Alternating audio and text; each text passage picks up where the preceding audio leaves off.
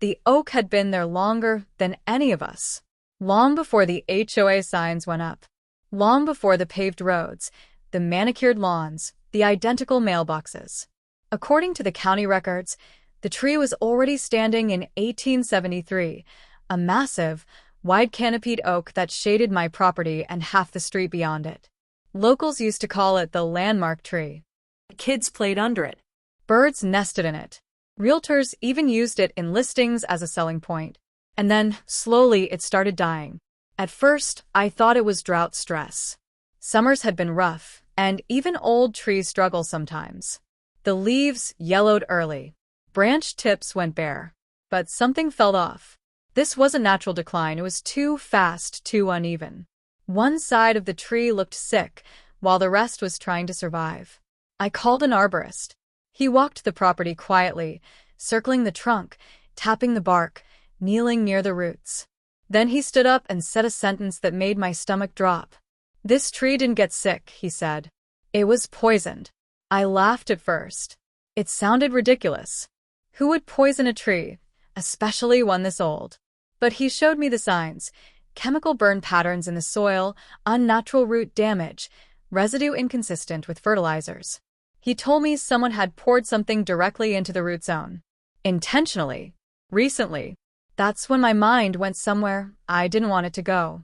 The HOA president. For months, she'd complained about the tree. Said it dropped too many leaves. Claimed it blocked visibility. Accused it of damaging sidewalks that were nowhere near my property line. She'd sent letters. Issued warnings. Even tried to fine me for landscaping violations that didn't exist. I ignored her. The tree was protected under local ordinances. I had documentation. She hated that. What she didn't know was that I had installed 4K security cameras earlier that year, not because of her, but because of a string of petty HOA disputes in the neighborhood. The cameras cover my driveway, my fence line, and part of the tree. I didn't check the footage right away. Part of me didn't want to believe it. But that night, sitting at my desk, I pulled up the recordings and scrubbed through the previous 2 weeks. Then I saw her. Middle of a weekday afternoon. Sunglasses on. Hoodie pulled tight. She parked just outside frame, walked onto my property, knelt near the base of the oak, and poured something from a plastic container straight into the soil. The video was crystal clear. 4K, no blur. No doubt. I rewound it 3 times. This wasn't a mistake. This wasn't negligence. This was deliberate destruction of a protected, 150-year-old tree on private property by the president of the HOA. And in that moment, I realized something important. She thought she was untouchable. She thought no one would notice. No one would prove it. No one would dare challenge her. She was wrong. The next morning, I didn't confront her. Not yet. Anger makes people sloppy, and I wasn't about to give her even a single opening. Instead, I did what she never expected. I documented everything. I called the arborist back and asked for a written report. Not a casual opinion. A formal assessment. He took soil samples, photographed the root zone, and documented the chemical damage in detail. His conclusion was clear and brutal.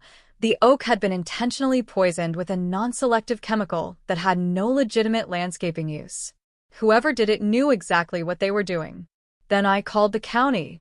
Turns out a 150-year-old oak isn't just a tree. It's a protected natural landmark.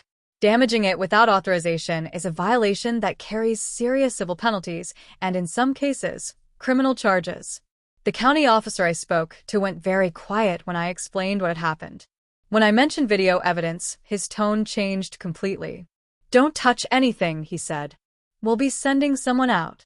By noon, 2 county officials were standing in my yard, examining the soil, measuring the trunk, and taking photos of the damage. I showed them the footage. Both watched silently as the HOA president poured poison into the roots like she owned the place. One of them shook his head. "This is bad," he said. "Very bad." Word travels fast in HOA neighborhoods. By the end of the day, people were knocking on my door, not to complain but to whisper. Neighbors told me stories I'd never heard before. Fines that made no sense. Threats over trivial things. Selective enforcement. Intimidation. Apparently, the tree wasn't her first power trip, just her boldest. That evening, I finally got an email from her. It wasn't an apology. It wasn't concern. It was a notice of violation, claiming I had failed to maintain landscaping health, and that the HOA would be taking corrective action if I didn't remove the dying tree at my own expense. I stared at the screen in disbelief. She poisoned the tree, and now she wanted me to pay to remove the evidence. That's when I knew she still thought she was in control. I forwarded the email directly to the county investigator handling the case. Then I sent another email to the HOA board. Short, polite, factual. I informed them that the county was investigating the intentional poisoning of a protected tree on my property. I attached the arborist's report. I mentioned video evidence. I said nothing about who was responsible. I didn't need to. Within an hour, my phone started buzzing. Board members calling, texting, asking questions they were suddenly very nervous to ask out loud. One of them finally said it plainly. "Does this involve the president?" I told him the truth. Yes. And there's video. That night, the HOA president posted in the community forum. She claimed the tree was already dying. Claimed she'd never stepped onto my property. Claimed this was a personal attack against her leadership. Unfortunately for her, lies don't do well against timestamps, GPS data, and 4K footage. The county issued a formal stop order the next morning. No one was allowed to touch the tree. No removal. No trimming. No corrective action. They wanted it preserved as evidence. And that's when the panic started. Because once the county is involved, things stop being internal HOA drama. Insurance gets notified. Attorneys get nervous. And people in power realize, too late, that their title doesn't protect them from consequences. She still hadn't seen the footage. But she was about to. And when she did, everything she'd built her authority on was going to collapse. The emergency HOA board meeting was called 3 days later. No agenda posted. No public notice beyond a vague, urgent matter. That alone told me how serious this had become. HOAs don't like daylight, and they definitely don't like witnesses. But this time, they didn't have a choice. The county investigator attended. So did the HOA's attorney. And for the first time since I'd moved into the neighborhood, the president didn't sit at the head of the table. She sat stiffly along the side, jaw clenched, arms crossed, pretending she wasn't already cornered. When my turn came, I didn't speak much. I didn't need to. I handed over a USB drive. The footage played on the conference room screen in full 4K. No commentary. No narration. Just raw video. Her face. Her clothes. Her car. Her license plate. Her kneeling at the base of the oak. The slow, deliberate pour into the soil. The timestamp in the corner. The GPS metadata embedded in the file. No one spoke when it ended. The attorney cleared his throat first. "That is very clear," he said carefully. The county investigator followed. He explained the penalties. Restoration costs. Fines per inch of trunk diameter. Potential personal liability. And the part that finally made the room freeze. Insurance would not cover intentional acts. Everything went very quiet after that. The president tried to speak. Her voice shook.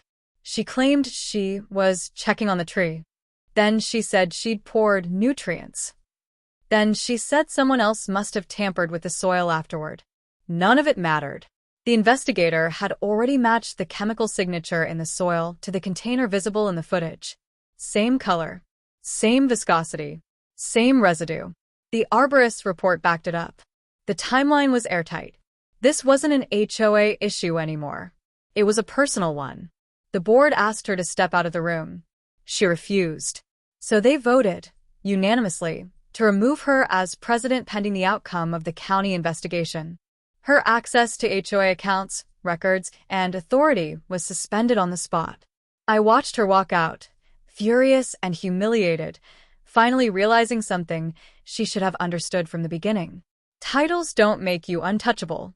Evidence does the opposite. Over the next week, things unraveled fast. The HOA's insurance provider sent a notice reserving rights, legal language that basically meant they were preparing to walk away. Homeowners started requesting records. Past fines were questioned. Decisions were challenged. Complaints poured in. All of it traced back to her.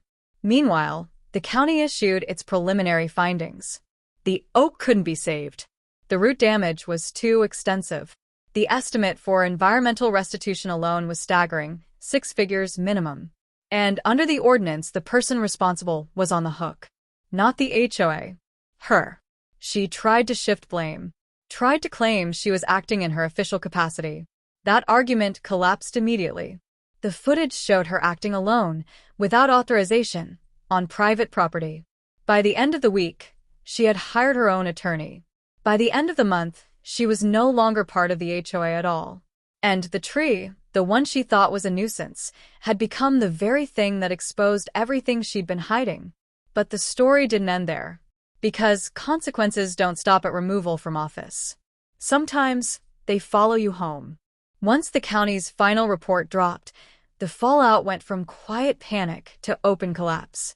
The findings were unambiguous: intentional poisoning of a protected tree, trespass onto private property, and falsified HOA violation notices issued after the fact. Each violation carried its own penalty. Together, they were devastating. The fine alone was massive. Calculated by trunk diameter, age, and ecological value, it came out to more money than most people ever expect to see attached to a single tree. And that was before restitution costs, soil remediation, environmental impact mitigation, and the mandatory replacement requirement using mature trees, not saplings. Her attorney tried to negotiate. The county didn't budge. This wasn't just about enforcement. It was about precedent. Protected trees exist because once they're gone forever. And the fact that the person responsible held a position of authority made the violation worse, not better. Then the civil side began. I filed a lawsuit for property damage, trespass, emotional distress, and loss of a protected natural landmark. Not out of revenge, but because doing nothing would have set the message that this kind of behavior was acceptable if you wore the right title. Discovery was brutal. Subpoenaed emails showed her obsession with the tree going back years. Messages complaining about leaf cleanup costs. Notes about how removal would solve multiple problems. Even a draft email suggesting fines be used to pressure compliance. None of it helped her case. The HOA board settled quickly with me. They issued a formal apology, rescinded every violation she'd ever issued against my property, and paid their portion of legal fees to distance themselves from her actions. She wasn't so lucky. Her personal assets were now in play. The stress showed. She stopped attending community events. Her house went quiet. Then the listing appeared, price low, urgency obvious. When people in the neighborhood realized why, sympathy was short-lived. Because by then everyone knew. The woman who'd bullied neighbors for years had poisoned a 150-year-old tree and been caught in 4K doing it. The county required a public notice of violation. It was posted on the community board for 30 days. Anyone walking by could read it. No spin. No excuses. Just facts. And still, she tried one last move. She offered to settle with me privately if I agreed to keep things quiet. I declined. Some lessons cost money. Others cost reputations. And some, when ignored long enough, cost everything. By the time the case concluded, the oak was gone. Carefully removed under county supervision, its rings counted and documented like a historical record. 150 years of growth, ended by arrogance. But in its place came something she never expected. Accountability. Because when someone believes power puts them above consequences, all it takes is one camera, one report, and one refusal to back down to bring everything into the light. And the neighborhood never looked at authority the same way again. The day the oak came down arrived without ceremony, which somehow made it heavier. No cameras, no speeches, no crowd. Just a county crew, an arborist, and a clipboard thick with documentation. They worked slowly, methodically, as if everyone understood this wasn't ordinary removal. Each cut was measured. Each section labeled. 150 years of growth revealed ring by ring, a timeline of storms survived and seasons endured, all ending because one person decided rules didn't apply to her. When the final report was filed, the case officially closed, but nothing actually felt finished. The former HOA president didn't make a public statement. She didn't apologize. She listed her house quietly and left just as quietly, hoping distance would do what denial couldn't. It didn't. Fines, restitution, and legal judgments don't disappear when you change zip codes. They follow names, not neighborhoods. The HOA changed faster than anyone expected. Emergency elections were held. New bylaws passed. Enforcement powers were limited, oversight committees created, and every future violation required written justification and board-level review. Meetings became open, recorded, and archived. Transparency replaced intimidation, and once people realized they could question decisions without retaliation, they started doing exactly that. Neighbors who had barely spoken for years began comparing stories. Fines that never made sense. Threats delivered without authority. Rules enforced selectively depending on who you were. The tree hadn't just exposed one act of sabotage, it had exposed a pattern. And once that pattern was visible, it couldn't be unseen. For me, the empty space where the oak once stood is still difficult to look at. The county required replacement plantings, and 3 mature trees now occupy the area, carefully positioned and professionally installed. They're healthy. They'll grow. Someday they'll provide shade. But they won't be that oak, and that loss is permanent. Still, something else grew in its place. A line. A clear, unmistakable boundary that reminded everyone, including me, that private property isn't a suggestion, authority is an immunity, and for the good of the community, doesn't justify crossing legal or ethical limits. Power depends on people believing it's absolute. Accountability exists to prove it never is. She thought no one would notice. Thought no one would challenge her. Thought the risk was low, and the reward was control. What she didn't account for was evidence, process, and someone willing to slow down instead of backing down. One camera. One report. One refusal to stay quiet. That was all it took. The oak is gone, but its legacy isn't.